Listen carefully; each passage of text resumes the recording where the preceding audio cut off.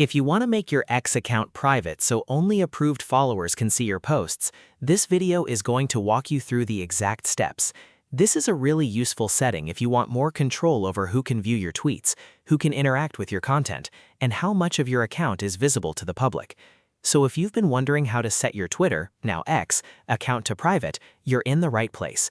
And if this tutorial helps you out, make sure to hit the like button and subscribe for more quick tech guides just like this. Alright, let's get started. First, open X and make sure you're signed in to the account you want to change. Once you're on the main screen, look for the More option in the left-hand menu. Click More, then from the menu that appears, choose Settings and Privacy. This is where X keeps all of your account controls, privacy tools, and safety settings. After that, click on Privacy and Safety. This section controls who can see your posts, who can tag you, and what type of audience can interact with your account. Next, look for Audience and Tagging. On some accounts, this may appear as Audience, Media, and Tagging, so don't worry if the wording looks a little different. Go ahead and click into that menu. Once you're inside, you'll see an option that says Protect Your Posts.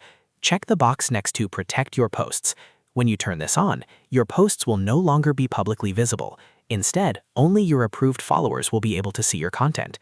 X will usually ask you to confirm this change, so click Protect to finalize it. And that's it. Your X account is now private. From this point forward, people will need to send you a follow request before they can see your posts, and you'll have much more control over your audience. Just remember, if your account is protected, your posts won't be available to the public, won't show up in general search in the same way, and only your followers can interact with your content. If you ever want to make your account public again, you can come back to the same settings and turn Protect Your Posts off.